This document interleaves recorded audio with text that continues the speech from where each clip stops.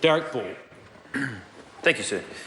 I'd just like to make a few points in my second reading and reiterate a couple. The first is the main reason why New Zealand First is supporting this bill is that it's a technical error in law and not a change in policy. And I know that a couple of the parties in the House are arguing against that fact, but in fact we've heard a few arguments from the Labour Party and the Greens about why they are opposing this bill. There was an argument that there was a trust issue or about the way that the process has been conducted. We have heard emotive issues in regards to child poverty and poverty in general and beneficiaries bearing the brunt of those issues of poverty and why they deserve to have that money back paid. We also heard an argument that there was actually no intent at all, or the intent wasn't known for the original bill, and that the beneficiaries are actually owed 1 day's worth of, on average, $80 worth of back pay, sir, and that actually the government is in debt to them. But at best, sir, this is actually a loophole in the law, because if you look at the intent of the original legislation, but not only the original legislation, if they want to go through, if Labour wants to go through the Hansard and look for original comments on the original intent of the original legislation, we're talking about the way that the policy was implemented for the last 20 odd years. So, and like I mentioned in my first reading, sir, the intent was fulfilled by successive governments. The 7 days of stand down was always the policy, was always the intent of the policy. And like I said in the first reading, sir, if the legislative error that was written, if that was written to the intent of the bill, the beneficiaries would have received the exact same amount as they did receive.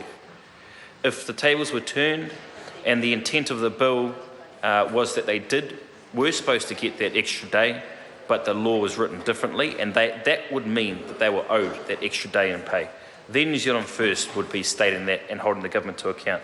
But this is a legislative drafting error. This is not a change in policy, and that is why New Zealand First is supporting this bill.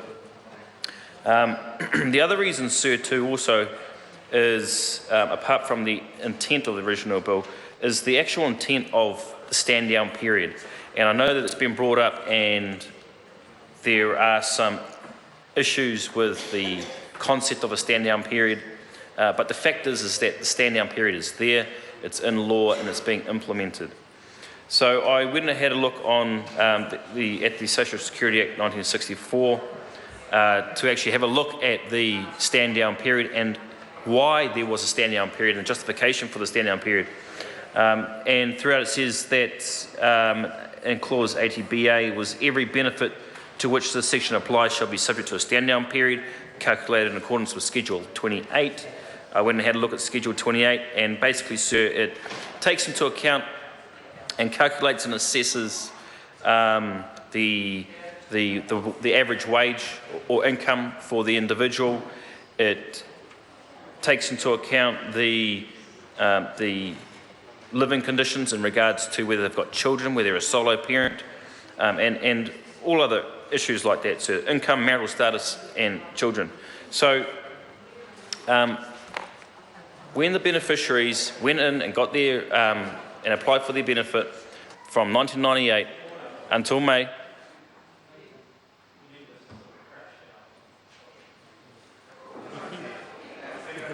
until May, their needs were assessed. So their needs for which benefit they needed, how much they were going to get, which included their living status, and included how long they needed to be on the stand down, sir. And like I said, like the Minister has said, and other members, the intent of the stand down was for it to last for full working week, so for 7 days. And it doesn't make sense that the benefit would start commencing on the 7th day. it would occur on the 8th day. That was the intent, and it's been happening through successive governments, sir. But there are New Zealand First does have an issue with the review period, sir, for the beneficiaries that applied for their benefit from May last year. If it's going through until January, it's been extended to 7 weeks now, sir. Obviously, that includes the Christmas period, a busy period, and it would minimise the number of people that were actually able to go and apply in the first place. So I think that's being a little bit disingenuous with extending it through the Christmas period.